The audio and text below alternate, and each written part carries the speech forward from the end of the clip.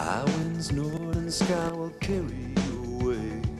You know you have to. Just a reminder, there's a special episode of The X-Files tomorrow night at 9 o'clock here on BBC Two, and it's the one written and directed by Gillian Anderson. That's the way I'm going due south.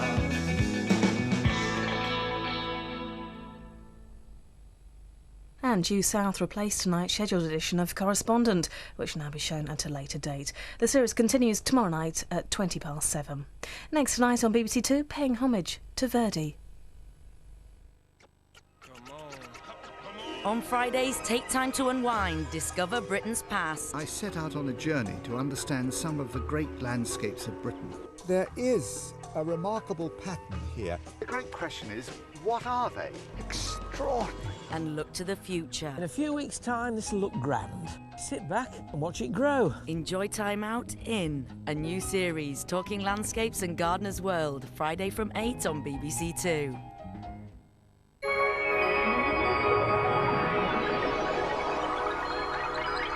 Now on BBC Two, bringing together the contemporary stars of opera to pay tribute to a genius in the centenary year of his death.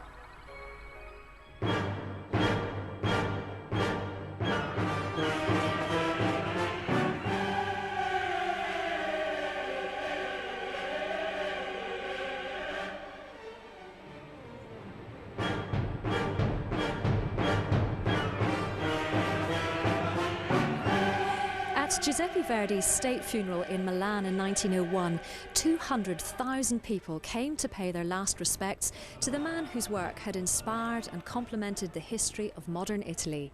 This year marks the centenary of Verdi's death. Celebrations and tributes are taking place in opera houses and concert halls around the world for the man who is revered as one of the greatest composers. Good evening. The first of our centenary tributes is tonight's performance of Verdi's monumental Requiem here at the Barbican Centre in the City of London. By the time Verdi completed his Requiem in 1874, aged 61, he was a living legend in Italy, much as Richard Wagner was in Germany.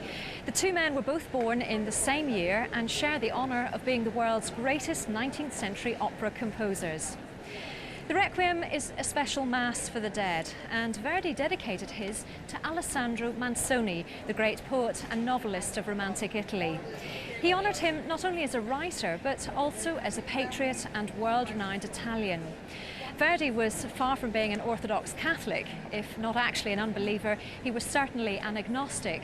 But maybe he intended this work to stand as a memorial to the great ideal of the Italian unification movement as much as a liturgical mass for the dead.